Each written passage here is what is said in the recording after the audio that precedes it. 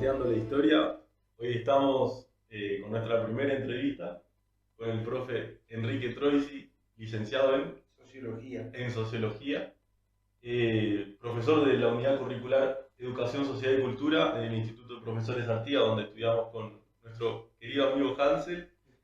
Y bueno, vamos a empezar a hablar de todo un poco, como siempre, en esta trayectoria que vamos llevando. Vamos a empezar, profe, con preguntarle sus primeros años, su niñez, ¿de dónde es oriundo usted? De la ciudad de Durazno, mismo en la ciudad. Ahí va. ¿Y esos primeros años, cómo los llevó?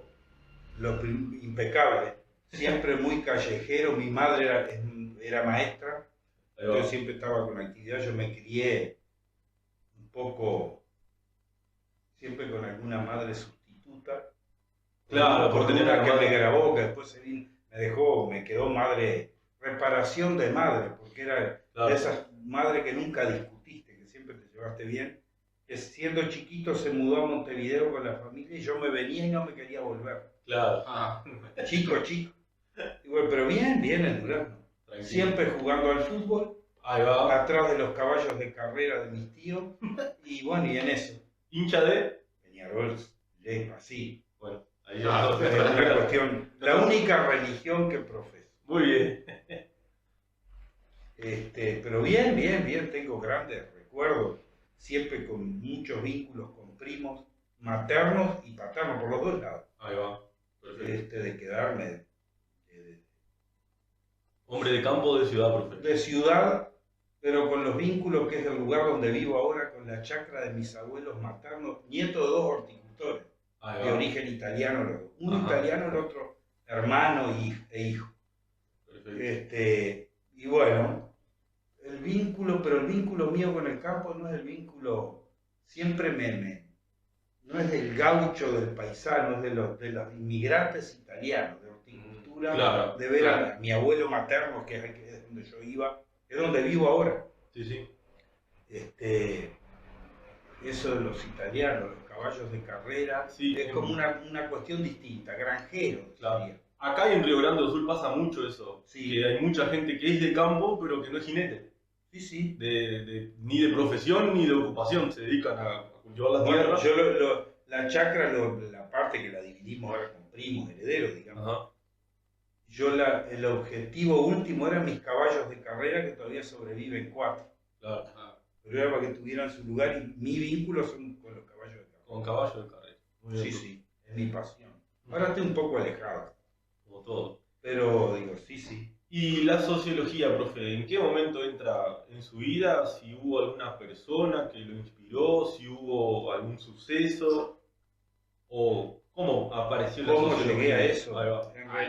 En realidad, cuando me mudé a Montevideo, viste que el hijo de docentes, en esa época por lo menos, era como, te negociaba mi vieja, estoy pensando más en mi vieja, te negociaba cualquier cosa, pero no que no estudiara.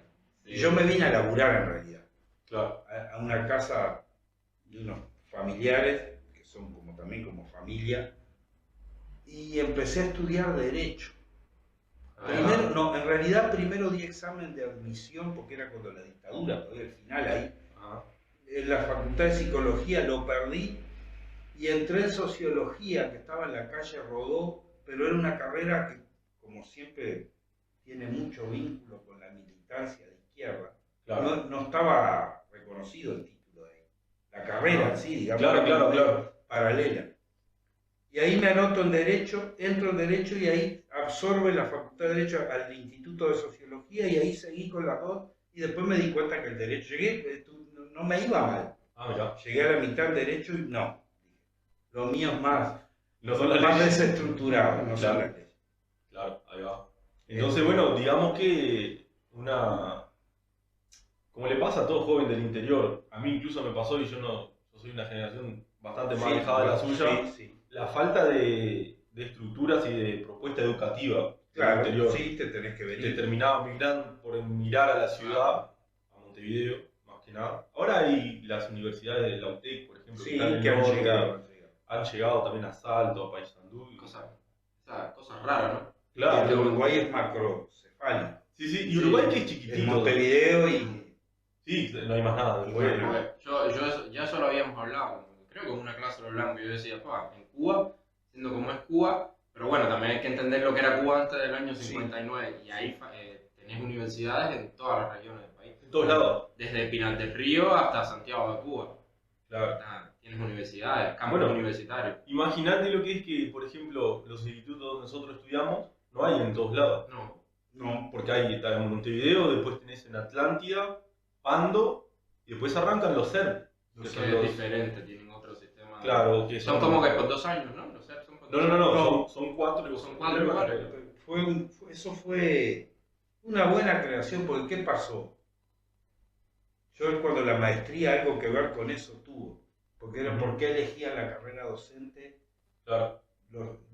El diseño original de lo que yo quería investigar era comparar la decisión de alguien que elige un estudio terciario en Montevideo y el que lo hace en el interior, que tiene esas limitaciones. Claro. Era comparar un poco. Y en un momento que el tutor mío se va de viaje y queda un sustituto que era de un rango superior al que yo tenía de tutor, mira y dice, ¿por qué?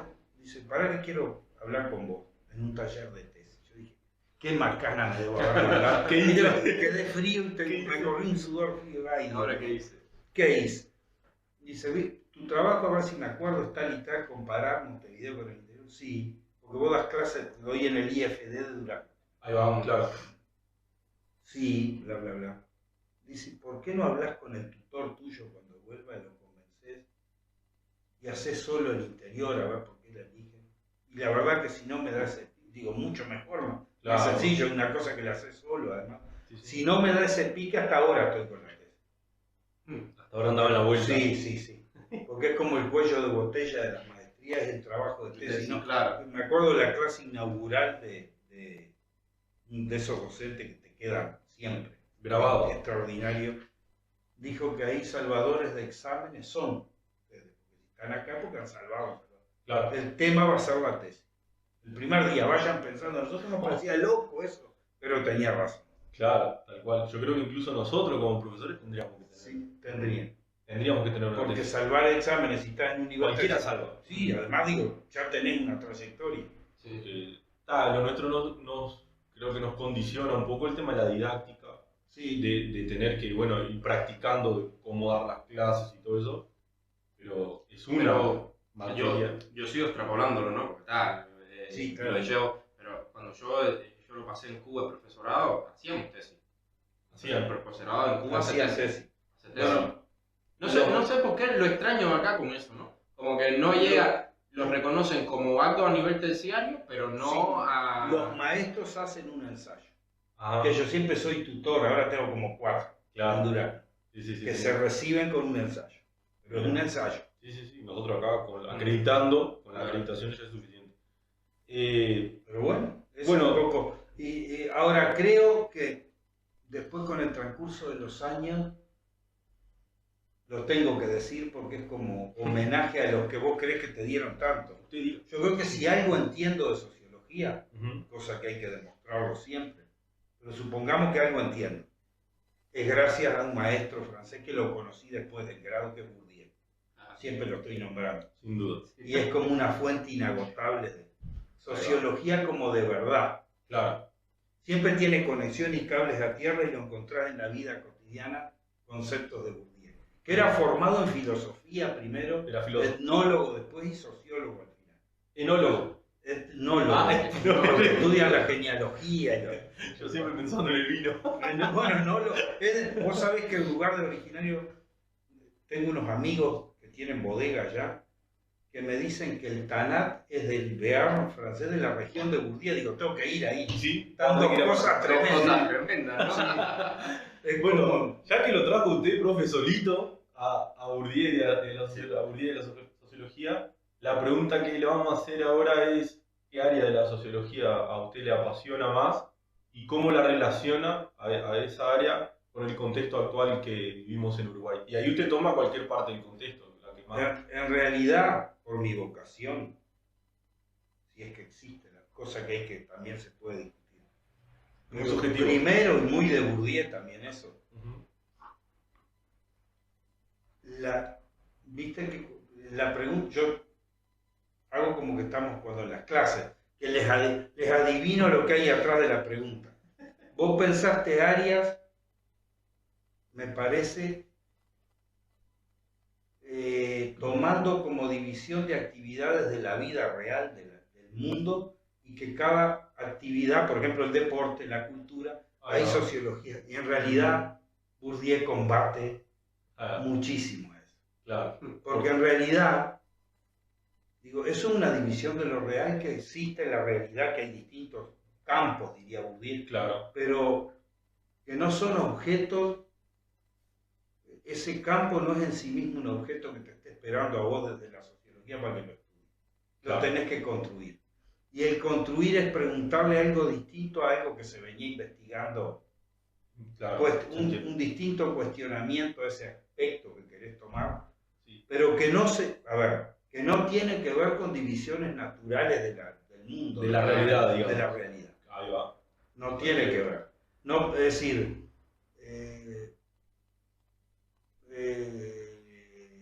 porque en definitiva yo siempre les recomiendo, viste un librito que yo este año en los cursos, que al final no nos dio el tiempo, yo dije 2 artículos de ese libro que eran razones prácticas.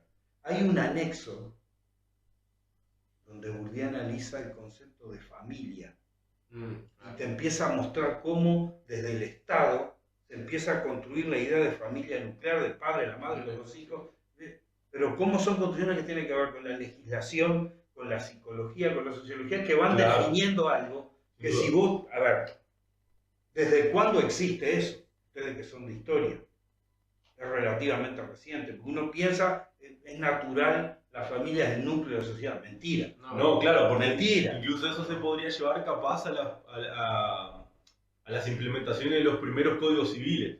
Claro, exactamente. Que lo definís. O de las constituciones. Y lo vas construyendo desde ahí. Lo vas construyendo desde ahí. Bueno, yo siempre les digo, cuando sale hablar de eso, que ahí tienen un extraordinario ejemplo de cómo se construyen las cosas. Y los objetos de la sociología son una construcción. Suena medio loco, pero son construcciones. Porque vos decís, yo te digo, y si lo debo haber dicho en el curso, porque uno usa ejemplo y si te parece que rinde, le seguís dando. Un pobre, que está en los niveles que se mueve Trump, por decir un partido en Hollywood, no es lo mismo, o un rico de ahí no es un rico de Angola o de Etiopía. Claro. Bueno, porque en realidad la sociología lo que te hace te construye el corte. Es decir, a partir de cuándo vos sos una categoría u otra. ¿Dónde cortás la variable, el concepto?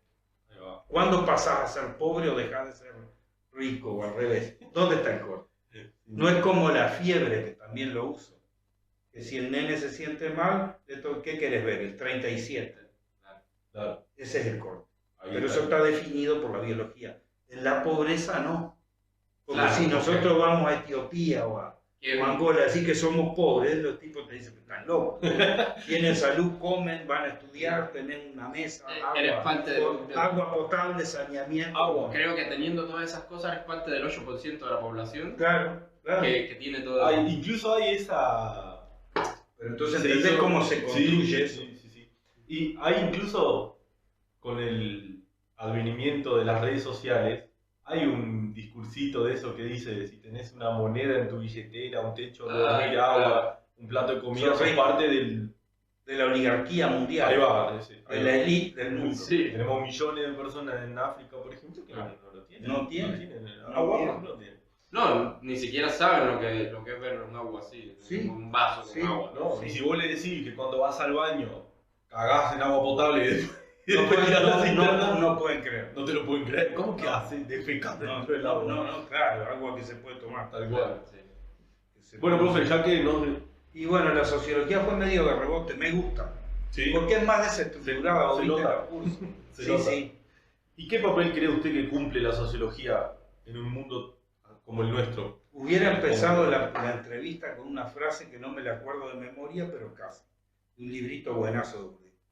¿Sabés cuál es el papel? Y te lo digo lo más literal que me salga. La sociología libera al liberar de la ilusión de la libertad. o en las creencias mal ubicadas, una libido narcisística que cree que sos todopoderoso. Y digo, en la medida que vos no reconozcas las limitaciones, es como una enfermedad. Si no aceptás que la tenés, en qué te embroma y cómo la podés combatir, te mata. Hablando de la sociología, creo que el papel clave está ahí. La buena. La sociología de bolsillo. Liberarnos de la idea de que somos libres. De que somos libres. De construir eso. Sí, el libre albedrío. Julián es un detractor y yo también, digo, a ver. ¿Usted cree que no existe un libre albedrío? No. No somos todos. No. Tenemos como grados que vamos... a esa frase sigue, la libertad es una conquista y colectiva. La vas conquistando como espacio, grado, te vas reapropiando de tus propias condiciones de existencia, porque de última lo que te condiciona es eso. Claro, y ahí con esa frase, usted acaba de decir que la libertad se va conquistando siempre. Siempre. Hoy le hago una salvedad de lo que estamos hablando, saliendo un poquito, es el día de la militancia del Partido Nacional. Y Wilson Ferreira Lunate tenía una frase que decía que por la libertad, no sé, un poquito. Bueno, un saludo a toda la militancia del Partido Nacional. No decaer, que sigan. Sí, estamos en un momento que yo no lo adjudico a la militancia del Partido Nacional. Capaz a la militancia de la derecha uruguaya. Estamos en un momento que, como decimos siempre, profe, hay que dar una batalla cultural importante. El espacio nuestro creo que es un espacio cultural. Y yo ahora me apropiaría de una frase de Martí. También la voy a parafrasear porque no me la sé bien. Pero estamos en el momento de, como él decía, que llegó la hora de marchar en cuadro apretado como la plata debajo de los Andes. Es el momento ahora. Sí. Incluso no creo que sea una batalla cultural que haya quedado contra alguien. No, creo que acá en el Uruguay es muy diferente a otros lugares. Si bien existe esa división, pero no hay una polarización y a lo bueno se acepta, es crítico, el momento de la política es crítico acá. Pero siempre te encuentras, ¿no? La batalla cultural que yo estaría dispuesto a dar, si hay que darla, es contra los extremos y los radicales. Exactamente. Claro, la gente que piensa que si vos votás al Partido Nacional vos no podés hablar con otro, o tenés una moral inferior, yo tengo un paisano y cosa que se equivoca, porque dije no te lo voy a decir, y no importa. Después le dije lo que no iba a votar, digo, bueno, ahora sí te voy a decir lo que no voy a votar. Claro. Que vive allá afuera, uno de los que vive en la chacra donde yo vivo, y me fue a arreglar el alambrado, se va a quedar. Yo soy mucho más socialista, te vuelvo así, con lo que hago que con lo que digo. Con lo que dice. Sí. Porque vos sabés que la realidad también me ha hecho pensar que es más inteligente la derecha que la izquierda. Porque la izquierda se quedó en eslóganes, no todo, obviamente. Se quedó en frases hechas, en esa pseudo superioridad moral que se sienten con el derecho. Se apropian de poder señalar con el dedo. Me viene la imagen de Alberto Fernández dándole al feminismo con el dedo así. Qué mejor ejemplo que ese. Sí, y ahora mirá las cosas que hacía Alberto Fernández. Que no hay izquierda tampoco, ¿verdad? No, claramente. En Argentina hay que discutir mucho eso. Sin duda. Pero sí se apropiaban de él y se alineaban ahí. Y bueno, estoy como un candidato que era que te estaba, no me acuerdo que te estaba diciendo. Bueno, lo cierto que ese paisano ese paisano, sí, de la tolerancia, gracias. Que iba a votar, se pone en el alambrado bandera del frente, militantes, eso es muy complicado. Claro. Y yo lo llevé, lo esperé, hicimos un asado. Dice, qué increíble que vos me trajiste. Es lo increíble. Pero nada. Y yo quiero que vos votes lo que vos creés que tenés que votar y yo también voy a hacer lo mismo. Sin duda. Nada. Es así. Y no va a cambiar mi idea de alguien por eso. No, sin duda. Y nosotros incluso con Hansel ya lo hemos dicho de traer a todo el mundo. A la gente que nos parezca. Vamos a traer al profe de teoría pedagógica y a la gente que se sume. Porque la batalla cultural que hay que dar creo que es primero contra eso. Contra la gente que es radicalizada y que no está dispuesta a mí me sofocó de mi época de estudiante esa hegemonía y esa, que es muy gramsciano eso también. Sin duda. Esa que no te dejan espacio, vos decís, pero el ejemplo clásico, pero Cuba, a mí me huele mal eso no. ¿Cómo funciona eso? Estoy hablando década del 80, ¿no? Este facho, no es nada. Yo no tengo militancia en los partidos, no me interesa, no estoy en otra cosa. Y es mucho más fascista el discurso de la izquierda que el discurso de la derecha. De la derecha, exactamente. Pero como tienen buena prensa, no pasa nada. Cuestionar a Cuba, vos decís, pero yo no digo es esto o es aquello, nunca, pero sí vamos a ver, a deconstruir un poco eso, a ver cómo funciona. Ya eso te... Sin duda. Bueno, profe, volviendo ahí a las preguntas. Sí, dale. Sí. Antes de hacerle la pregunta que viene acá, quiero preguntarle cómo usted llevó el rol de la docencia. Usted se recibió como licenciado. Sí, hice muchas encuestas y andaba volando. ¿Así? Sí, por eso a veces me atrevo a opinar de algún trabajo. Sí, sí. ¿Cómo llevó la docencia? Y bueno, hacía encuestas, trabajé en la Intendencia del Desarrollo, anduve por varios lugares que no son Uruguay también. Ah, sí. Mundial. Brasil e Italia. Italia primero y Brasil después. ¿Por qué a la docencia? Porque la mamá de mis hijos después se recibió abogada, estudiosa, al extremo. Y ahí siempre dice, tenés que concursar, que no sé qué. Y ahí me anoté en las listas y después concursé. Y llegué así. Por eso llegué tarde, entre comillas. Ahí va. Y la pregunta que viene al caso es si ha tenido algún momento, acá dice memorable, pero un momento marcante que tuvo, marcado en su historia, que tuvo con los estudiantes. Sí, ¿sabes qué? La verdad marcado como profesor. Queda horrible a veces decir eso, pero la verdad, el reconocimiento de la empatía que yo trato de generar, te la reconocen siempre. Sin duda. Sí. De salir con estudiantes de este año, con compañeras de ustedes, y encontrarme alumnos del año pasado del otro y ven y me abrazan y ven cómo va. Uno que quería venir de oyente, me dijo en otro grupo que me encontró, o que se reanota en los cursos y digo, está, si genero eso y algo de sociología hablo, ya hice una gran parte de la historia.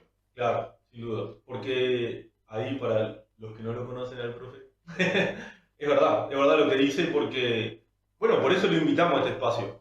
Cuando nosotros con Hansel pensamos en el podcast, lo primero que dijimos es, vamos a traer al profe de sociología que sin duda se va a aprender y vamos a hablar de cualquier cosa. Y además yo digo lo que pienso. Eso, porque lo digo en los cursos y lo digo en un lugar que es tirar una granada desactivada, alguna cosa que yo digo. Y sin duda, sí, ¿no? Y ya hemos vivido. Y las digo tranquilo, sí. Y las digo tranquilo. Que también es parte, yo creo, de que usted como docente le inculque algunas cabecitas que esos espacios se tienen que primero respetar. Y pluralizar. Y democratizar. Sí.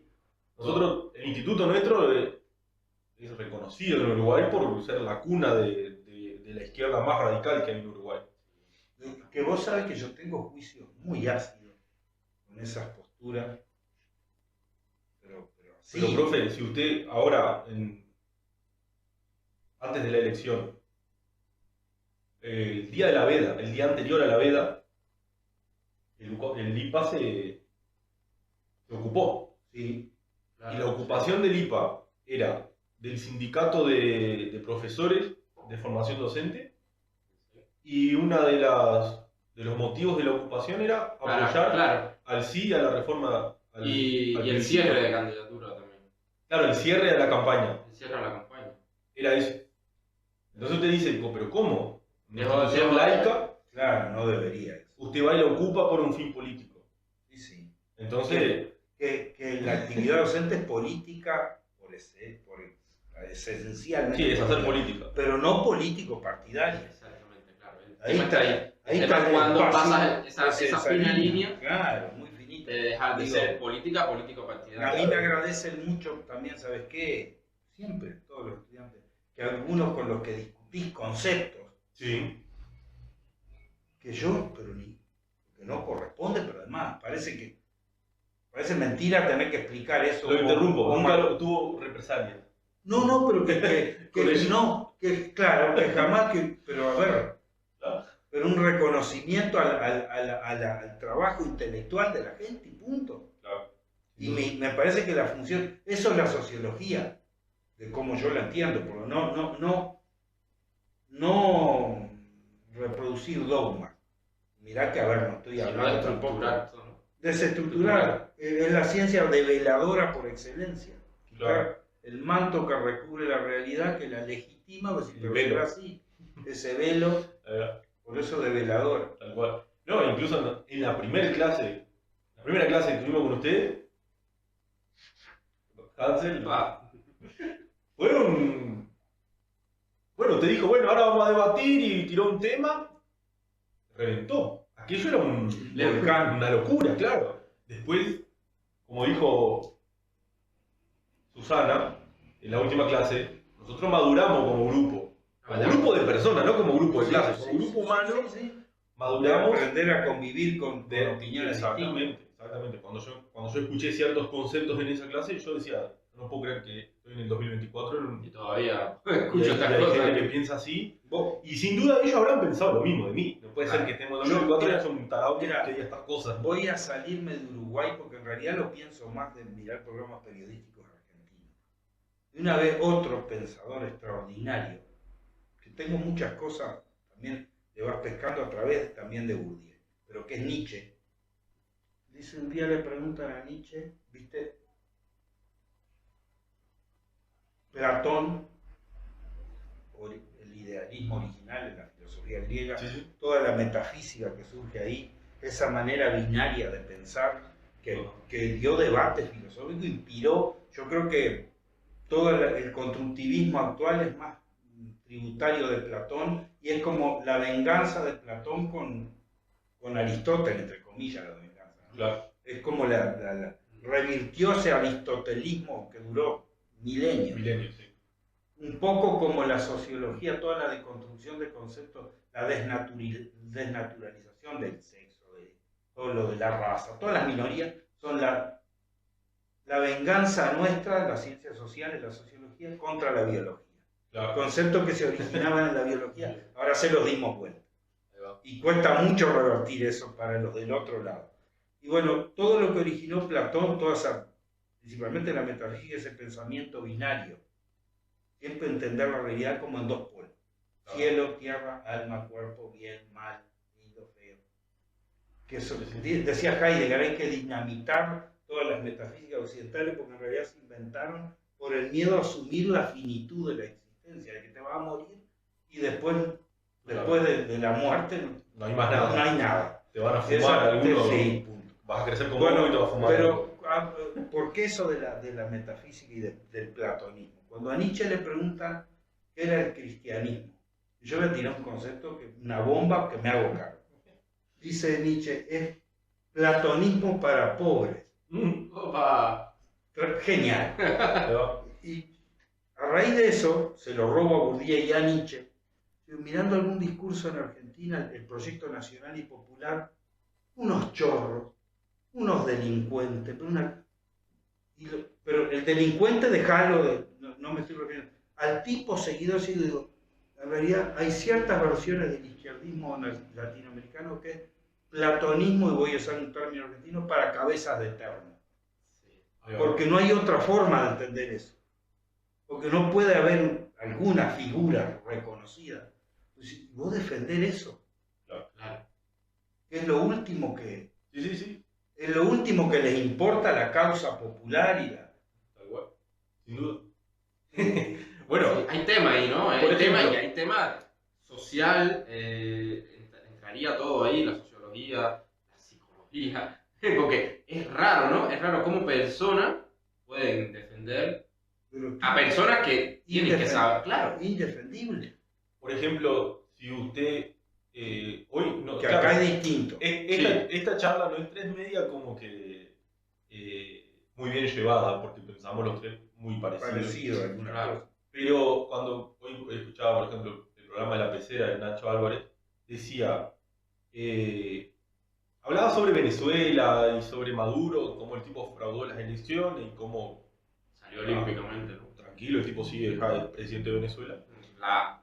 Y por ejemplo, cómo acá el Frente Amplio, el partido de la oposición, no lo salió a condenar así de una. Y cómo Delgado, por ejemplo, en su discurso dice que va a invitar al señor que salió presidente, González, a ir al señor, y como Orsi decía que iba a ver si invitaba a Maduro, que habló de la torta, así, que a ver si reparte la torta. Y yo decía, pero ¿cómo la gente? Porque si usted va al discurso de la izquierda es la libertad. La diputada Melgar decía que Cuba era el faro de la libertad. Donde las personas van a liberarse. El faro de la libertad lo dijo Cose. Ella fue la que dijo donde las personas van a liberarse. Entonces usted dice, si la izquierda es la libertad, ¿por qué? A mí me sofocó todo eso. ¿Por qué no critican a esto, a Venezuela, por ejemplo? Pero ¿por qué tienen tanto problema con los movimientos libertarios? Por ejemplo, porque cuando uno dice... Como le dice Milei, como cuando dice, por ejemplo, no, que hagan, si quieren hacer caridad, que hagan con la plata de ellos. Yo no quiero hacer libertad, no quiero hacer caridad. Les duele que uno diga, no, yo no quiero. O yo no estoy de acuerdo. Pero mira, o yo no acepto. Hoy después del mediodía, es una pregunta pertinente. Habla como economista, pero es administrador de empresa argentino, no es funcionario. Pero muy alineado a todos estos movimientos que ha habido con la destronar a los K, como dicen. Sí, los cucas. Bueno, pero le pregunta a dos periodistas, yo te diría izquierdoso. Ya decir izquierda en la que tienen que hacer 1000 aclaraciones. Sí. Como más suaves, digo, yo los miro mucho. Teinenbaum y O'Donnell, la mujer. Entonces le dice el tipo, en un momento que él defendiendo un poco las medidas del gobierno actual. Sí. Tratando de explicar y argumentar. Dice, pero ¿por qué? Eso, mirá qué pregunta le hizo. ¿Por qué? Yo lo sigo, he venido muchas veces. ¿Por qué ustedes que son tan defensores de todas las libertades, desde que yo los escucho de hace décadas defendiendo todos los tipos de libertades políticas, ideológicas, de elección sexual, de lo que quieran, ¿por qué tienen tanto problema con la libertad económica? Por ejemplo. Dice, no lo puedo entender. Dice, se lo pregunto, no es una pregunta retórica, no entiendo. Decía el tipo. ¿Cuál es? ¿Dónde está la cuestión? ¿Dónde nos dividimos, no? Sí, ¿Dónde las libertades dejan de se separan? Claro. Bueno, pero acá cuando nos bancarizaron a todos, y era obligatoria la bancarización. Nadie dijo nada.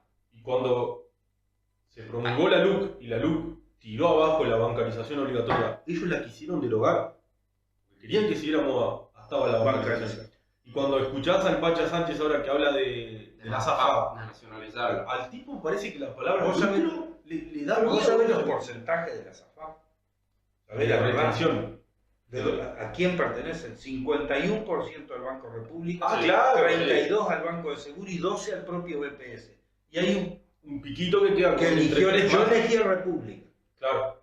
Y a FAP, que fui obligado. República FAP. Claro. Y además, si a República, en criollo, me jinetea la guita, y no me preocupa, porque en el Estado va a quedar en un otro fin, tendrá que, no sé. Pero es mi plata, el problema es que es mi plata. Yo elegí a República. Claro. Y como voy hecho en ANCAP, o como siempre voy nunca se me olvida eso. A la educación pública. Claro. Pero porque el Uruguay, la cabeza uruguaya, vos que sos blanco, capaz que no te, pero es como ballista del ballismo original. Sí, sin duda. El Estado dando servicio, el welfare state.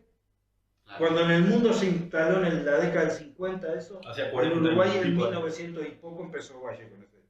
Valle, a ver, toda la clase política, porque también los blancos dicen Carlos Rollo, estaba Domingo Arena que era socialista. Lo cierto es que el plus creo que tiene eso, además de lo que en sí mismo significa, es que todo eso salió pasando por la aprobación de leyes en el Parlamento. No bajó ningún lineazo, no hubo ninguna. Porque vos mirás otros procesos parecidos y son autoritarios. Sí, es como yo digo, el Uruguay dentro de Latinoamérica es un oasis. Sí, yo siempre lo he dicho. Sí. Es un oasis dentro de todo lo que puede ser todos nuestros vecinos. Sí, me dice ese amigo que vino de Venezuela, que vive como 30 años, que vos lo conocés. Sí. Hubo un día en la clase que para nosotros nos resulta imposible entender los procesos de Venezuela y Cuba, no terminamos de... Claro, es como incomprensible. No, porque ahora estamos a punto de una elección, cada uno va a elegir. A mí no se me ocurre si gana el que yo no elegí, digo, ya está. Claro, ya está. Me la fumo 5 años y trato de cambiar eso después. Veo que hago. Y si no nos gusta, tenemos los resortes para salir, militar, claro. podemos elegir. Criticar, hacer crítica voy a hablar todo lo que quiera, sí. Pero reconociéndolo, partiendo de la base de que vamos a reconocer que quien saca ese domingo, exactamente, va a ser. Al otro día es mi presidente. Y ya está. Señor presidente. Cosa que no ocurre porque yo lo he vivido con otras personas que te dicen, no, ese no es mi presidente, no lo voy a reconocer. No, esto, pero no. Eso es volada, hablarán. Al Claro. sacarlos. Sí, pero lo dicen de. No entiendo por qué. Saca quien saca. Lo tenemos que aceptar porque hoy, para mí, es Cantinflas o Tribilín. Al otro día que se eligió presidente, señor presidente. Sí, sí. Lo vamos a invitar al podcast y va a ser el señor presidente. Ojo, claro. que vamos a hacer críticos como lo vamos a hacer, sea X o Y, que saca, sea. Sin duda. Sí. Vamos a ser críticos con los dos. Uno va a ser crítico como critico a mis parientes y el otro va a ser crítico como critico a un bandido, pero van a ser críticos. Sí. Como tiene que ser. Bueno, vamos, tenemos que seguir con nuestras preguntas porque estamos hablando de la clase, mirá con lo que terminamos hablando. Profe, ¿qué cambió en su modo de ver el mundo después que usted se formó en sociología? O me deformé. ¿Y eso? Bueno, estamos hablando de construir, ¿no? Sí, te pones como, principalmente con las cuestiones más institucionales, no en la vida cotidiana. Yo soy muy confiado y no. Claro. Soy Aragán para gastar energía en desconfiar de los que tengo al lado. Siempre me han recriminado alumnos que yo soy muy permisivo. Y bueno, por algún sabandija que te toque, no voy a hacer pagar a todo el resto. Me miro para el costado y bueno, vamos arriba. Claro. No gasto mi energía en eso. Pero sí en lo que es más institucional, en los procesos más sociales o históricos, siempre te quedas como deformado de sacarle, a ver, de ver qué es lo que está legitimando eso, qué es lo que hay atrás, quedas como deformado. Claro. ¿Entendés? Buscándole la quinta pata al gato. Claro, qué es lo que justifica tal cosa o tal otra. Ahí va. Quedás como deformado. Y por ejemplo, en los días actuales, ¿qué interrogante se plantea usted de eso, por ejemplo, que usted me está diciendo? Usted me está diciendo que intenta como buscar qué legitima tal proceso o tal situación que se vive en algún momento dado. Hoy en día, ¿qué le preocuparía más a usted de algo que se está dando? Con respecto a qué decir, a toda la movilización política. ¿O qué? No. Por ejemplo, usted acaba de decir que, por ejemplo, lo que la sociología le cambió es que usted siempre busca qué legitima tal proceso o tal otro, o tal situación o tal otra. Hoy en Uruguay, ¿qué a usted le preocupa, por ejemplo? No sé si en el Uruguay. O en el mundo. O en el mundo, por eso sí, eso iba a decir. O sea, mundo. Uno dice Uruguay porque estás acá. Sí, porque estamos acá, claro. Pero miro a Argentina y me preocuparía mucho más si yo estuviera viviendo en Argentina. Claro. Pero sí que en mi corporación, y digo corporación a propósito, no es que lo digo, claro. Es una corporación como hay tantas. Una vez dije eso en una clase, también se me armó un lío, que los sindicatos se parecían más a las corporaciones de Durkheim que al sindicalismo que pensó Marx. Y estoy convencido de eso. Y lo digo, bueno, y es un debate abierto y nadie va a perder conmigo porque me diga lo contrario. Eso está claro. Bueno, dije eso. Bueno, mi corporación, digo, no, muchas veces vos ves, según relatos de ustedes, sí. Esa empatía te hace que recoges muchos relatos de los que nos padecen. Claro. Y no le hacen honor a una frase que es de los romanos, cuando yo estudiaba derecho. Los romanos tenían una así, res y non verbo. Hechos y no palabras. Porque hay como una incongruencia entre los relatos que hacemos, que queremos como a veces legitimar acciones, pero que van en contra del relato. Es como... Sin duda. Y lo veo muchísimo. Y eso si hay algo que me saca de quicio o me va a poner siempre enfrente es eso. A ver, por ejemplo, ¿cuál es su opinión? Progresistas. Y uno le cae porque son como lo hegemónico, no es que tampoco no tengo nada en contra de nadie. Sí. Pero defendiendo la educación pública que mandan a los hijos a lo privado. A lo privado, claro. Entonces vos decís, es una estupidez, no es una estupidez. Claro. No es una estupidez. Pues como dijo un capitán, esa frase genial, que vivió en la corte de Francia, andaba persiguiendo mujeres, un seductor y muy inteligente, y escribía como máximas ahí. que son frases. Dice, la hipocresía es el homenaje que le rinde el vicio a la virtud. Ahí va, claro. Y bueno, está lleno de eso. Está lleno. Loco, hacé las cosas que tenés que hacer y... Al menos hacé las que vos decís. Las que decís que hay que hacer, claro. y que están bien hacer. Ahí va. Y si no, callate para siempre. Es más fácil. Porque, y si no, callate. A mí eso de ser, sí. A mí me sofocó socialmente. No los paisanos que no son así. Serán, pero en otros aspectos. En otros aspectos. Pero en la vida montevideana las opiniones que tienen mucho que ver con la política, porque es como donde más te manifiesto, el dedo inquisidor. Claro. No. De los que supuestamente son los más libertarios. Claro, me sofocó, una cosa que me ahoga. No me la puedo aguantar, ¿entendés? Claro, creo que incluso con Hansel, bueno, a Hansel le pasa más por donde vivió que otra cosa. A nosotros no nos toca vivirlo, al menos no legitimado por el Estado, ¿no? Ese dedo inquisitorio. Que es tremendo eso. Es tremendo. Lo peor que puede Es tremendo porque, ahora claro, usted lo que planteó acá es que hay una cierta práctica y el problema es qué legitima esta práctica. Discursos totalmente opuestos. ¿Sabés lo que he dicho yo? De mucha gente que suena, pero como metáfora, un cura pedófilo, que está lleno también. Es como, claro. Sí. Loco. Claro. No. A lo que hace referencia el profe es a los profesores que le quieren cagar la vida a los alumnos. Por ejemplo, también, que ustedes me dicen siempre. Claro. Pues sí. Y vos decís, ¿cómo puede ser que vos estás formando profesores y los querés matar? No querés que sean profesores, entonces, pero ¿y por qué estás donde estás? Si tu objetivo social queremos, es lograr pero mira, es la formación. Yo te comenté un día, y lo sostengo, que si yo tuviera, me queda resabe cuando laburé en publicidad, un laburo fascinante acá, con una compañera de sociología y el marido. Ella era psicoanalista y a su vez me hice amigo ahí estudiando. Y pusieron una agencia, entonces me quedó un laburo muy apasionante. Sí. Si yo estuviera en eso, tomo un discurso de un expresidente que respalda a un candidato, hablando de... Bueno, cuando fue presidente, todas las políticas educativas fue fortalecer la UTU, cosa que me parece genial, muy sensata, la UTEC, me parece divino. El tipo diciendo poner de cara la educación al mundo del trabajo, a la realidad, desempeñar habilidades que te sirvan en tu vida. De ese discurso del Papa, porque es como un gurú, claro, a los tipos debatiendo en ámbitos como las artes te terminan dando vuelta y diciendo exactamente lo contrario a eso.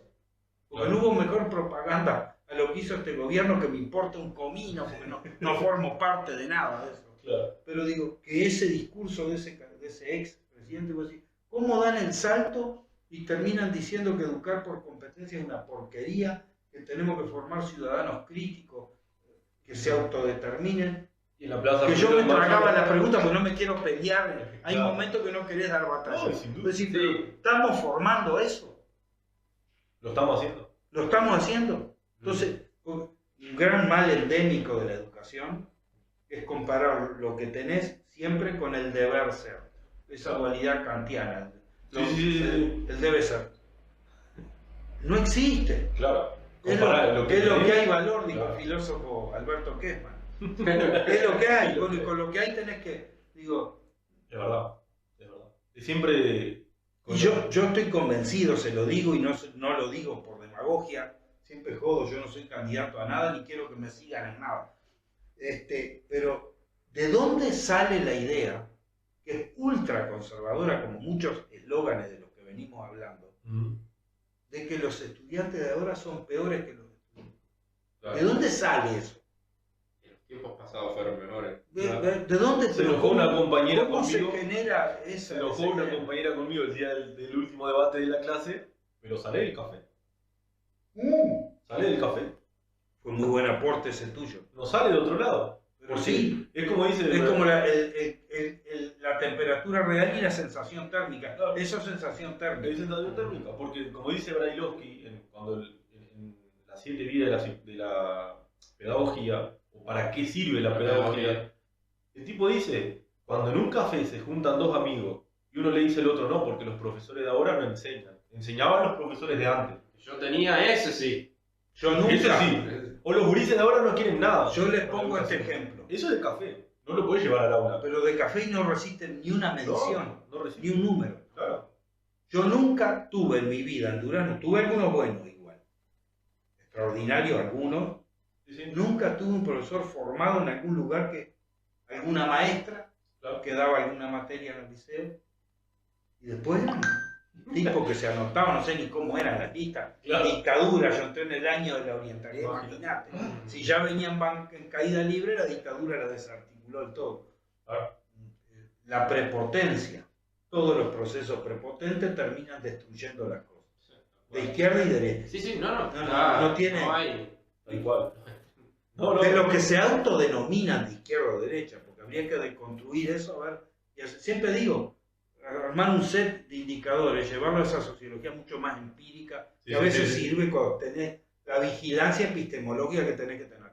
Bueno, ¿qué es ser de derecha o qué es ser de izquierda? A ver, ¿con ¿cuánto te queda? ¿Cuántos ítems cumple uno y otro? Y va a ver que se entrevera muchísimo la cosa. Y cuando quieres ver muchas personas que hablan ser de derecha, son más progres que los que están de... Pero para mí es menos conservadora la derecha que la izquierda a nivel general. Es verdad. Pero sí. Pero es como cuando yo le digo decís eso y que para mí es mucho más fascista una gente. Para mí es mucho más fascista un comunista. ¿Pero qué? El más progre de los progres para mí es más fascista que un. Cuando nosotros estudiamos, no me acuerdo en qué libro de literatura, qué autor fue que decía.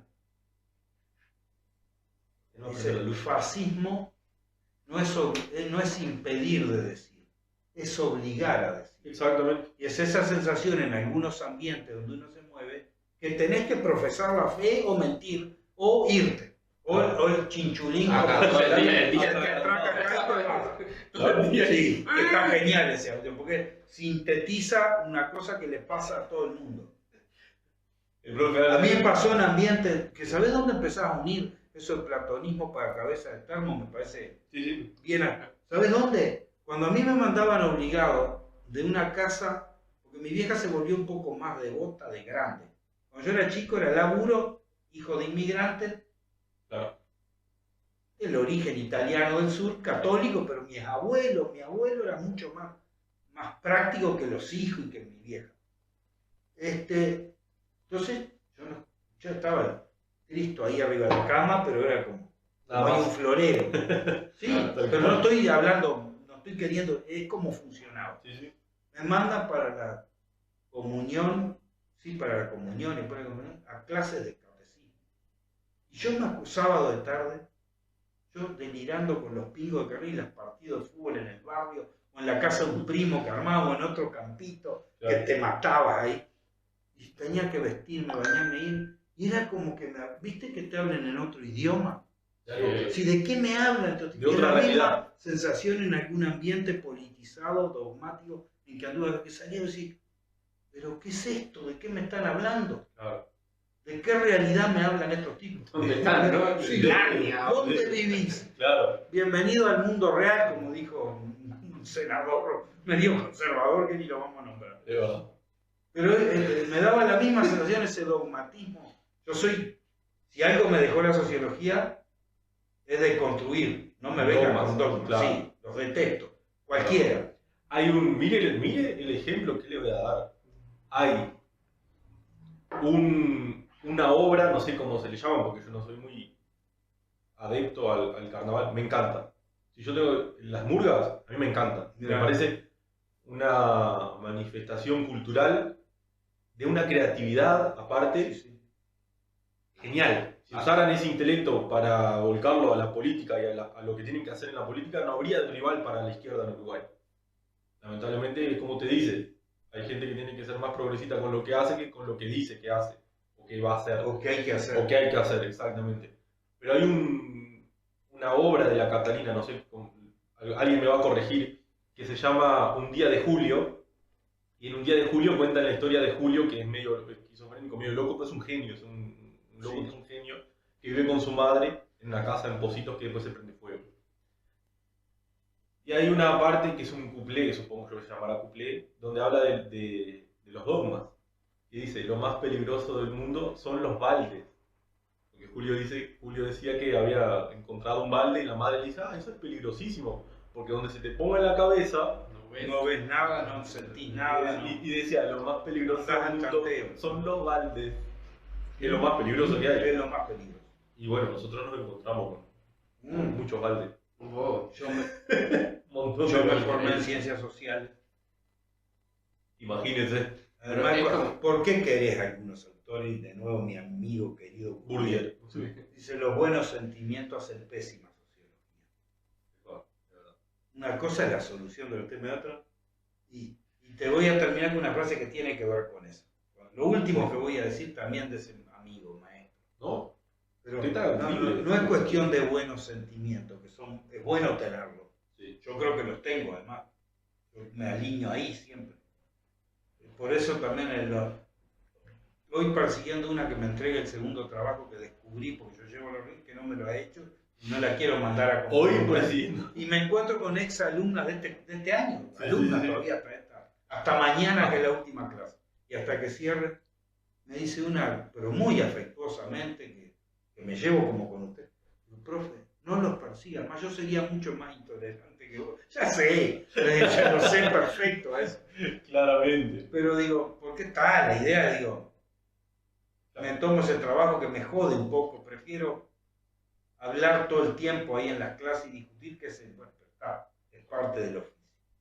Pero digo, es como, una cosa es el sentimiento y otra es el análisis de las cosas y las soluciones. Exactamente. Que a veces no es con la obviedad que se soluciona. Como dijo Weber, creo que fue Weber, la máquina de coser se inventó cuando se dejaron de imitar el movimiento de la costurera. Cuando rompieron eso y por otro lado que podemos inventar, claro, ahí la inventaron. Ahí va. Y no es con esa evidencia burda que vos pensás que... No, que los sentimientos te llevan ahí, son buenos, pero para vivir con la gente querida, yo con ustedes, que claro, siempre tengo, vuelvo a decir, el mejor afecto. Pero y sí, yo me realizo cuando los veo que van rumbeando. Y que van. Y que va. Entró un ex alumno los otros días y dice, ¿estás acá, profe? Profesorado de matemáticas. Sí, quiero venir. El último día que ya dieron, viste, cuando no vienen más. Sí. La otra semana. Vengo de oyente, bueno, si no tengo alumnos, nos sentamos a charlar como acá. Tal cual. Porque se sienten respaldados. Y yo creo que esa es una función nuestra. Vos tenés que confiar y saber, no, este profe me va a buscar la manera de que yo solucione, y de que yo siga, y de que yo ande, y de que yo me... Sí. Pero es que tiene que ser. Tiene que ser así. Lo distinto es lo normal. Lo distinto es lo que pasa. Entonces cuando yo me escucho discursos súper pseudo progresistas, pero progresistas, claro, sí, y yo me tengo que bancar esas cosas. O que me cataloguen a mí de facho. Sí, claro. ¿Entendés? Solo porque decís, mirá que Maduro para mí me hace mucho ruido. No me peleé con una hermana mía del sindicato, del partido, porque fue uno muy que sale todos los días en televisión, que también es el origen de él es en nuestro sindicato ahí, que era mío. Porque fue a Venezuela y dijo que era democracia. Querida, pero ¿por qué no se calla la boca? No tenés necesidad, la dibuja para acá o para allá y no dice eso. Ahora, ¿qué hay detrás de eso? Bueno, será que, pero yo, a ver, la más benevolente interpretación que le hago es que son cabezas eternas. Claro. Esa es la mejor. Porque si hay mala fe y hay cosas, bueno, claro, ahí bajo la cortina y nos vamos.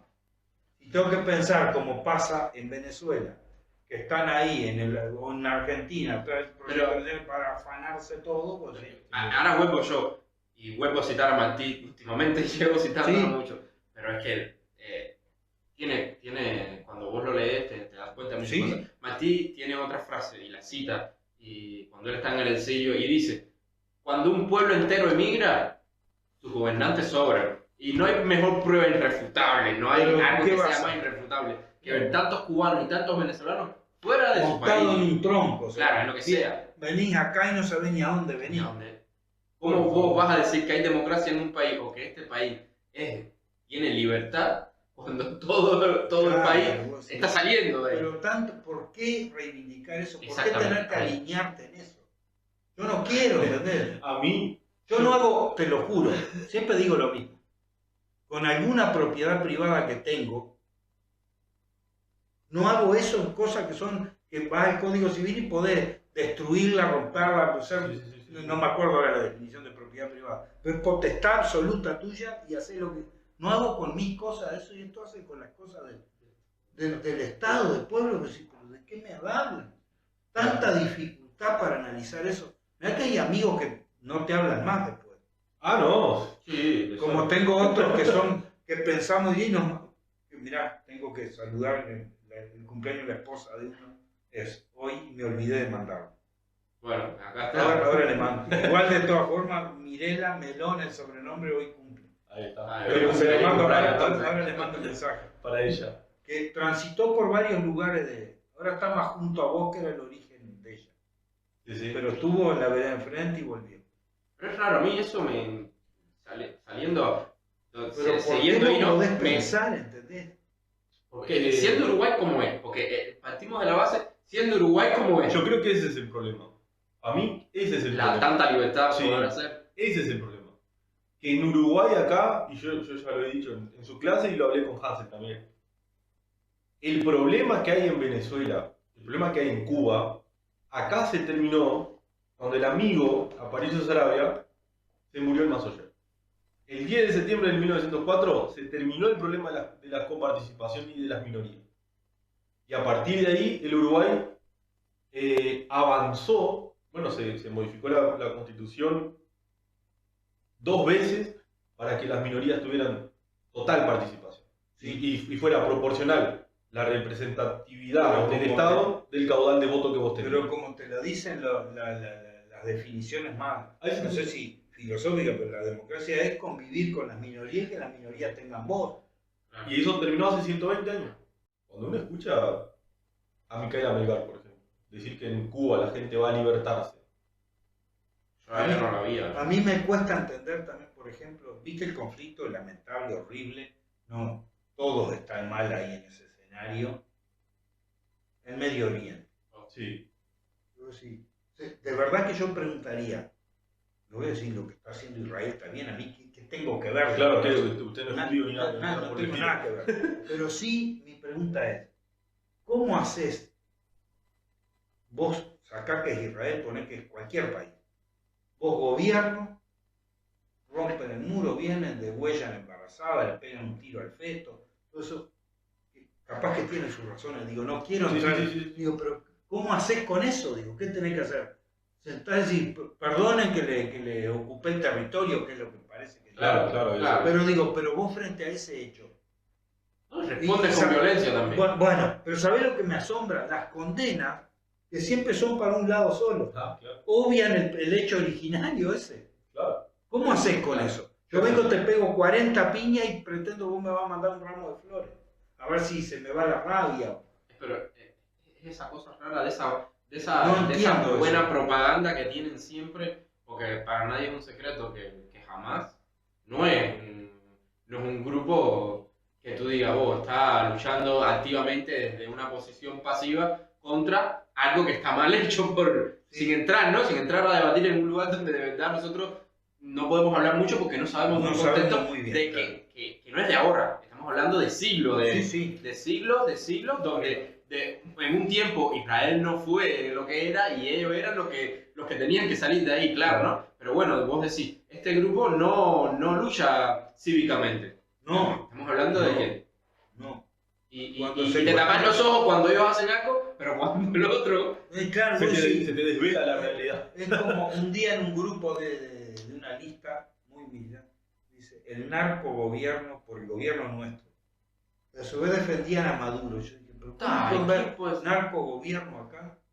Incluye a todos los partidos. Más allá de que haya algún delincuente en cualquier partido. Pero vos crees que los partidos acá están asociados al narco. Me resulta tan raro eso, tan loco. No, sin duda. Y donde sí hay narcogobierno no lo... Y abrazan a México, abrazan a Maduro. Abrazan a Ortega, abrazan... Eso no lo puedo entender. Abrazan a Cuba, que yo me atrevo a decir que en Cuba hay también tienen su afinidad con el narco y siempre la hubo. Porque cuando en el... No recuerdo bien, en el 86 fue, que le hacen el juicio estaría diciendo el año, ahora lo diría mal, pero bueno, a lo que me remito es cuando a Ochoa, un general, fue enjuiciado, el único juicio que se ha hecho. Raúl Castro fue el que fue ese que salió en televisión. Salió en televisión. Sí. El loco estaba por tráfico en Angola. Pero a mí nadie me engaña. ¿Cómo tú callas a alguien cuando... Sí, un general solo. Un general solo. No. Es como yo siempre digo, en Cuba hay algo que para mí, yo lo pienso así, es mi humilde opinión, y es, todos ellos están en algo grande. Sí. Y cuando se rompe la cuerda por un lado, la paga ese todo. Pasó hace poco con el ministro de Economía, era pariente de los Castro.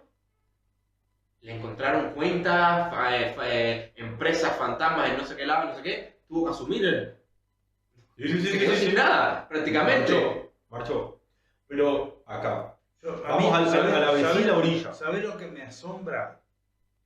O me cuestiono de si no lo ven, si el grado de dogmatismo es tan grande que hay gente que no ve eso, o... No. Profe, no sé. Esto es cuando se cayó el muro de Berlín. ¿Por qué? El otro día en Civilizaciones Actuales el profesor decía, tantos historiadores le adjudicaban el fin de la historia a la caída del muro de Berlín. ¿Por qué? Yo me empecé a preguntar ¿por qué? ¿Y qué historiadores decían que se terminaba ahí la historia? Y eran los historiadores que eran más afines al marxismo y al comunismo. Sí. ¿Por qué decían ellos que se terminaba la historia ahí? Porque después, ¿cómo explicás qué razón le das o qué discurso tenés que interpretar de por qué la gente se bandió para el otro lado?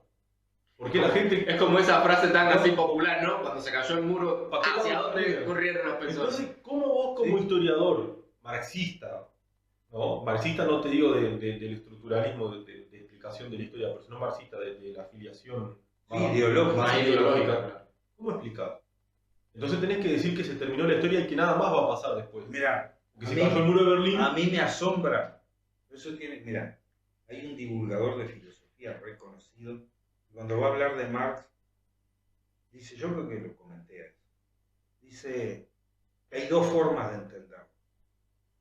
Entender a Marx y al marxismo. ¿Por qué lo cito a eso? Porque veo el desprecio desde la filosofía, por ejemplo, que se tiene por el dato, por la evidencia empírica. Ese sesgo que yo tengo un modelo con el cual quiero explicar un acontecimiento. Si no lo explico, lo que está mal no es el modelo, es el acontecimiento. Es como el Chapulín leyendo el mapa. Claro. No estoy mal yo, está mal el mapa. Está mal el mapa. Pero es increíble, el chiste, si lo seguís simplificando de gallego, que va con todos contramanos, estos tarados. Él no se le ocurrió, capaz que era él. Es lo mismo. Bueno, el tipo dice presentar a Marx como que el marxismo es que tiene conceptos geniales, extraordinarios, que lo han degradado, pero de una forma, el hecho de volverlo militante a los conceptos. Claro. Dice, entender que el marxismo es una buena teoría, una buena alternativa para explicar los procesos históricos y la realidad, claro. Y que lo que hubo en los países del socialismo real no fue marxismo. Claro. Esa es como la versión más blanda a la que me adhiero yo. Sí. Claro. Si Maduro es marxista, ¿qué va a hacer? No. ¿Entendés? ¿Qué va a hacer? Un chorro de eso, no sea malo. Stalin es marxista, No. Bueno, y la otra es decir, el marxismo no sirve para nada, no es una explicación, no es una buena teoría que explique lo real, porque mirá los ejemplos prácticos que hubo, se implotaron, porque fue una cosa. Yo creo que lo que yo, lo digo, a ver, lo aclaro porque que no quede soberbio ni pedante, pero que la buena sociología te enseña que la evidencia empírica, definimos, discutimos, todo lo que quieras, pero tiene que haber un dato.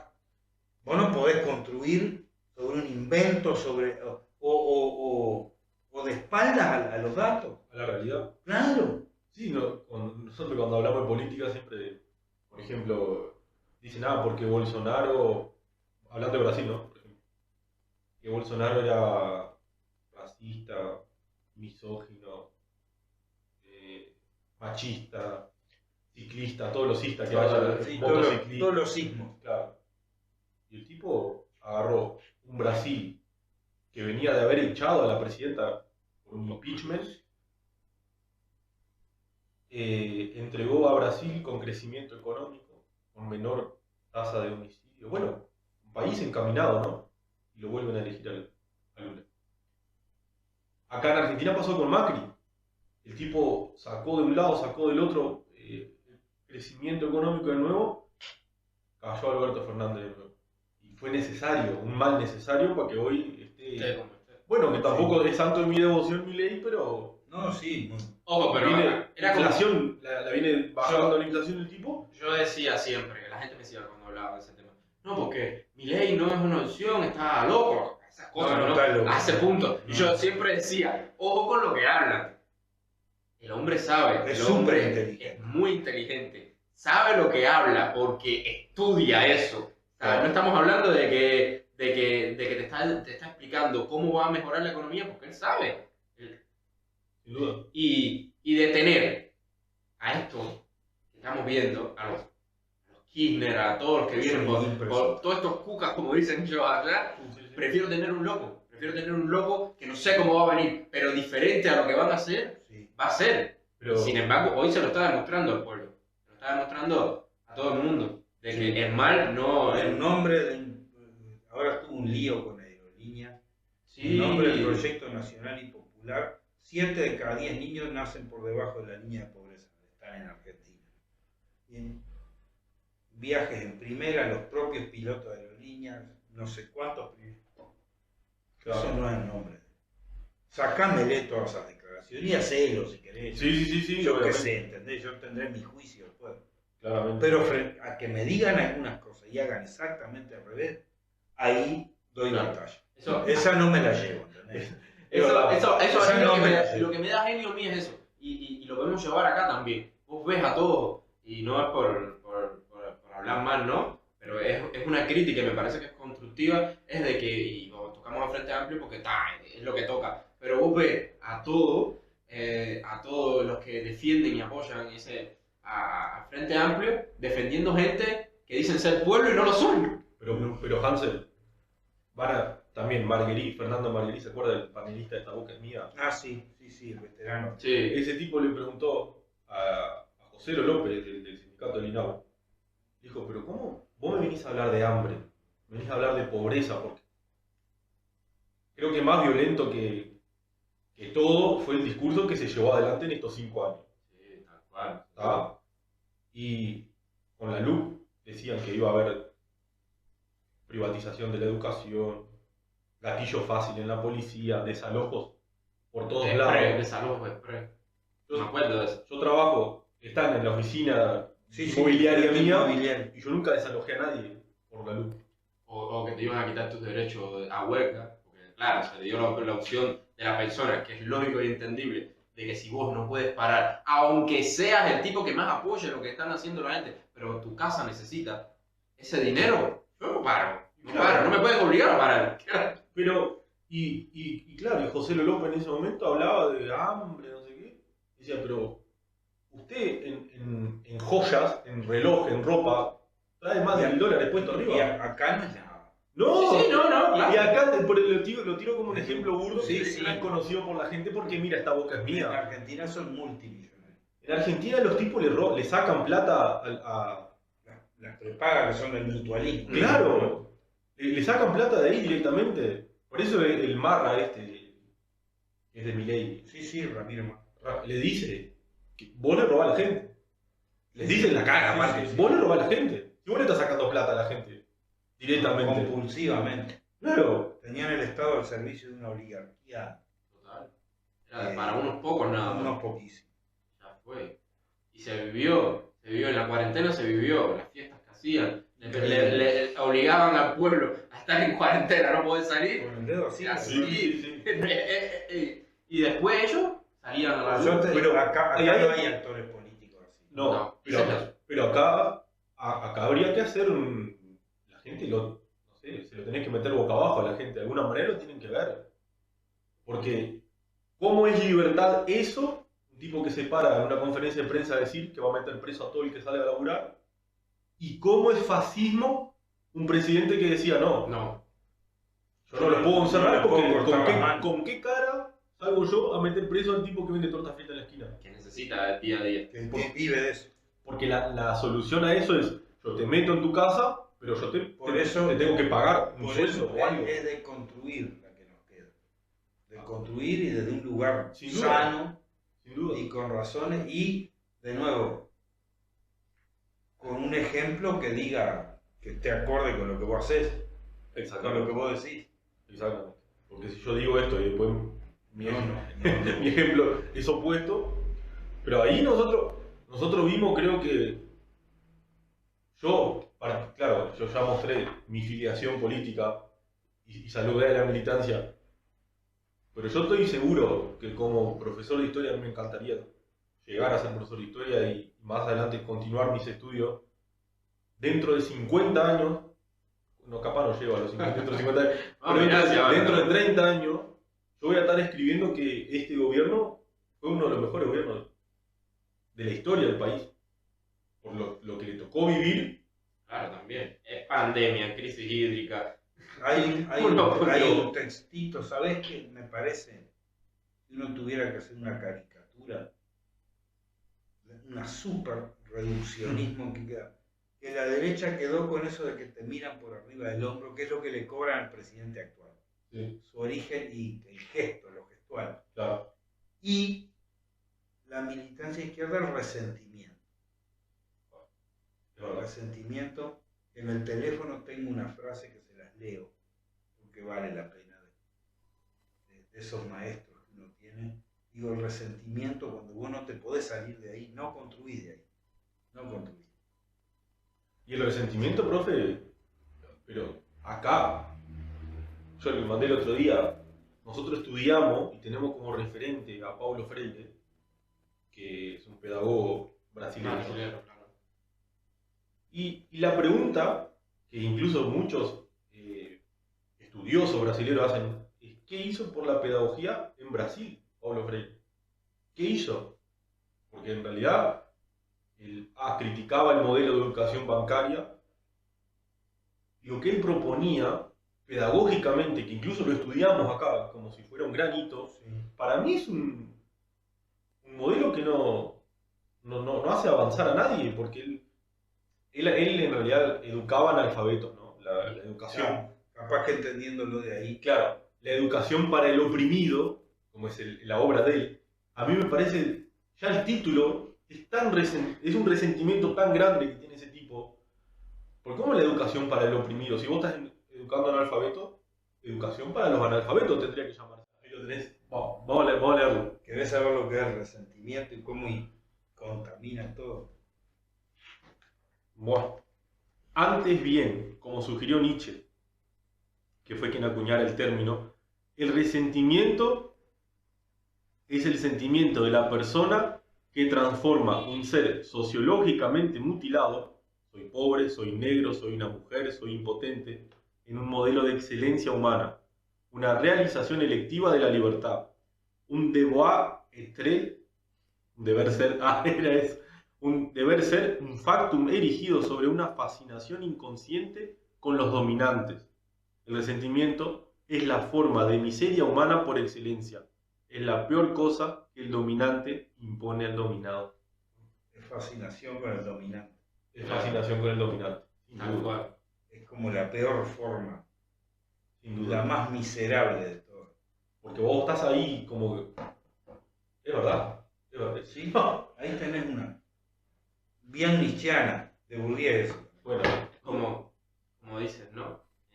Te rompen los pies y después te dan las muletas y te dicen, gracias a mí, tenés muleta. Caminas.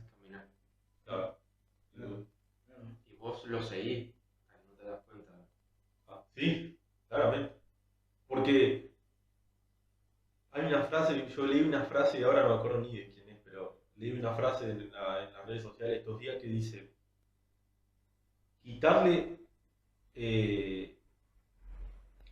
robarle a una persona, o quitarle el pan, o quitarle las condiciones de igualdad, o quitarle un montón de cosas, dice, para todos nosotros es algo que está mal. Pero la única que es penada por la ley es la primera, es robar. Sí. Después todas las otras no están penadas por la ley. Incluso terminan siendo legitimadas muchas veces por un lado o por el otro. Pero a mí de Nietzsche me gusta más la frase esa que dice que la mayor libertad que tiene que tener una persona es hacer lo que quiera, y el deber y único deber que debe tener una persona es después hacerse cargo de lo que hizo. Y sí. Y así con el pensamiento y así con todo lo demás. Sí. Bueno, profe, vamos, ya hemos charlado. Es una buena charla. Cuando es tan buena, está fantástico. Profe, si tuviera que cambiar una sola cosa en el mundo a través de la sociología, ¿qué sería y por qué? Una sola cosa y a través de la sociología. A través de la sociología. ¿Qué dice usted que podría cambiar en el mundo?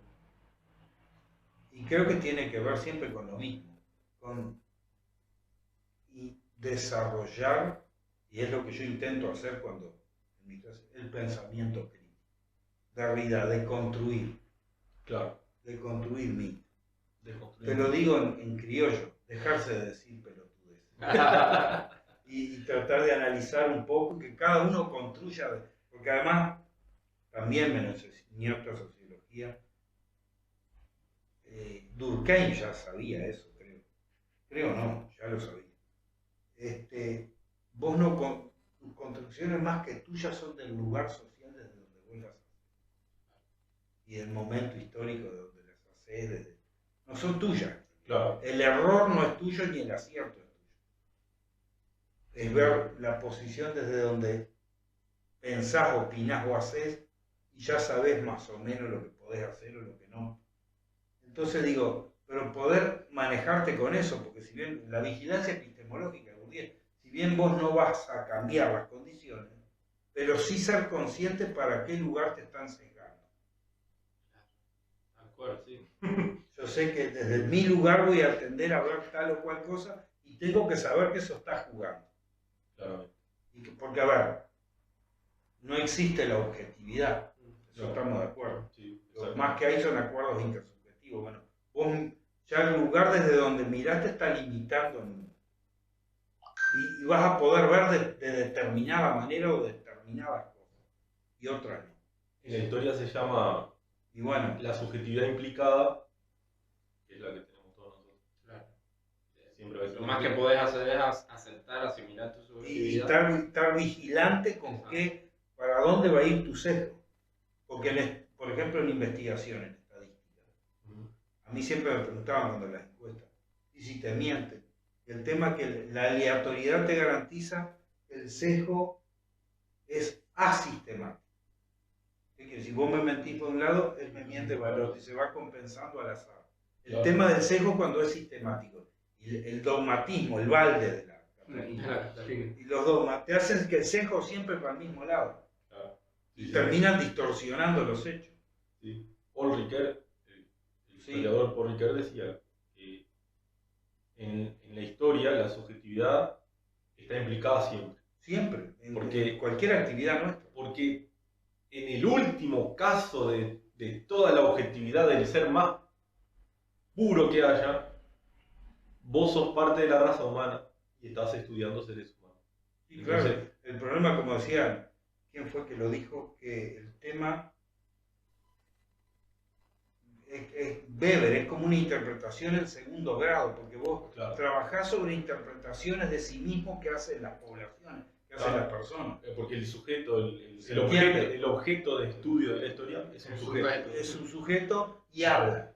Y vos tenés que trabajar con el lenguaje que utiliza y qué es lo que implica. Por eso el estructuralismo. Escarbar a ver qué es lo que hay atrás de las interpretaciones que vos haces de los hechos. Claramente. Bueno, creo que ya para concluir entonces, ¿qué mensaje le gustaría dejar a todos los que nos van a ver y a escuchar? y que hay que fomentar y desarrollar, pero empezando por casa y en cada ámbito, de nuevo, el pensamiento crítico, y no como algo, no decirlo como una frase hueca. Claro. Digo, ¿dónde está la trampa de eso? El pensamiento crítico, yo te tengo que aceptar distinto a mí, bueno, y ahí está la gracia. Y a partir de ahí construimos alguna cosa. Sin duda. Bueno, porque mi objetivo, y te la quería terminar con esto, cuando me dijiste que viniera, ese es como el cierre de cualquier exposición o de lo que quiera. Sí. ¿Cuál es el objetivo de ese maestro? Y yo me voy y se lo robo, porque creo que vale la pena, es poner las armas de la razón, en este caso sociológica, la de él también, las armas de la razón sociológica al servicio de las convicciones de la generosidad. Ahí va. Pero tienen que estar las armas de la razón y entender. Claro. Dicho en algo estúpido, si no crecemos económicamente no tenemos nada para repartir. Exactamente. Tan obvio parece, pero ¿y cómo discutimos eso? ¿Y qué pantano, qué berenjenal es? Claro. Sí. Hay como una cuestión mágica, vamos a repartir lo que no te ingresa. ¿Y cómo hacemos? Deuda externa. Claro. Pero entonces, las armas de la razón al servicio de la generalidad me parece que sintetiza un buen proyecto, eso, que uno intenta hacer un buen proyecto. Claramente. Yo en esas bombas que tiro en la clase, pero es porque quiero que sigan y digo, yo creo que en el fondo hay generosidad, porque aparte ni loco, yo no quiero que piensen como yo. No. Cuando a mí amigos míos me decían, yo tengo 2 hijas y un hijo, y la grande 2 nietitas. Y ahora hay un caso especial que después se los cuento, que puede haber alguien más en la familia. Pero digo, ay, que a tu hijo no le gustan los burros, que no sé qué, no le gusta el fútbol. Yo no quiero que le guste lo que le gusta a mí. Claro. Me parece, ¿cómo son tus hijos? Me parecen bárbaros. No es que no les vea defectos, claro, pero son como son, y los acepto totalmente. Sí. Y no es que replique, ¿entendés? Porque hay como un afán de que sean iguales. Sí, de replicar el modelo y de que sea eterno, eso. No. A mí me cuesta un poco. Sí. Porque, ¿qué pasa cuando uno ve la sociedad en la que uno vive? Yo prefiero que mi hijo esté alejado de tantas cosas. ¿Y cómo puedo protegerlo? Bueno, que sea como yo, que vea esto como lo veo yo. Y claro, termina por ser una opresión impresionante. Pero la mejor forma de que la vea como las ves vos es que desarrolle el pensamiento crítico, porque hay cosas que se caen por el peso. Claro. Que cualquiera que tenga... Por lo que puedes hacer es guiarlo. Y que aprenda a cuestionarse las cosas, de construir, decía Derrida. Claro. Pero además Derrida decía otra cosa genial. Violencia hay cuando no hay conflicto. Cuando hay conflicto no hay violencia. Discusiones bien hechas, ¿no? Claro. Porque cuando no hay conflicto quiere decir que hay una de las que se está oponiendo. Que la otra no puede opinar. Está oprimida. Está caponeada. No, nosotros no tenemos conflicto. Claro, porque es muy violento. Porque es muy violento. No nos podemos quejar. Va a ser como destapar una olla a presión. Es como ese chiste, todo es muy bien, no me puedo quejar.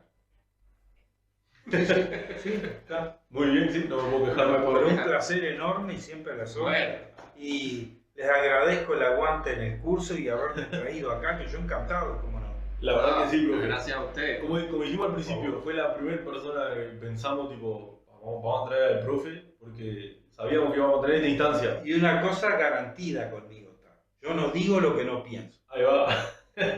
Podré no decir alguna cosa, capaz. Porque acá está mucho más tranquilo que en el ambiente donde usted dice las cosas sí, las digo también. que piensa.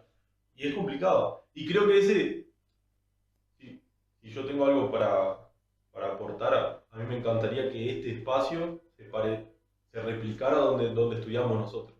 Sí. De que la gente pudiera... Porque nosotros tenemos compañeros que piensan como nosotros, parecido a nosotros, y no lo dicen. Y no se animan, ¿qué? No se animan a decirlo. Es una presión social tremenda. Sí. Y no se animan a decirlo. Paulo de Tarso, el apóstol Pablo. Sí, el apóstol Pablo. Tarso es una ciudad del Asia Menor. Para sostener su cristianismo, porque fue persiguió a los cristianos, después se convirtió. Se tuvo que ir a Roma, o a Alejandría. No sé, una ciudad, no sé si Roma o a otra muy católica, porque en ese ambiente no lo sostenía. Y si vos lees el libro que nosotros bichamos ahí por arriba, los procesos de socialización de otros autores que a mí me ha rendido mucho. Me encuentro alumnos de hace 15 años, ¿te acordás acá un libro? Digo, si será bueno ese libro. Sí. Que dicen, vos necesitas el mundo objetivo que sostenga tu subjetividad. Claro. No podés ser una mosca en la leche porque te terminás transformando en leche o no sé. Ahí no va. Y es eso lo que pasa. Igual. Vos necesitas sostener con la estructura objetiva donde están tus convicciones. Que tus convicciones son hasta tu manera de ver el mundo. Por eso hay gente que sale en balsa de Cuba a otros lados. Y claro, porque no puede, te digo, independientemente de la situación particular que pueda tener. Vos querés y ves al mundo de una manera que donde tu realidad no se te da. Por eso cuando yo digo que la gente acá habla y opina porque hace 120 años se liquidó el problema, ¿sí? Esa gente no se va a esos lugares. No, está loco. No, porque la realidad de ellos y la libertad que los permite pensar y decir un montón de cosas, allá no se puede. Es la contrapartida. No. Si yo te pusiera el ejemplo de Cuba, ninguna persona de acá que habla de esa manera duraría 2 días.